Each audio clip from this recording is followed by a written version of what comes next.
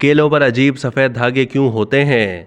केले तो बेशतर अफराद को पसंद होते ही हैं, मगर जब इस फल के छिलके उतारे जाते हैं तो अजीब से सफ़ेद धागे या तार नज़र आने लगते हैं। ये सफ़ेद धागे बेशतर अफराद को पसंद नहीं होते और उन्हें उतार कर फेंक दिया जाता है। मगर क्या आप जानते हैं कि इन धागों का मकसद क्या है?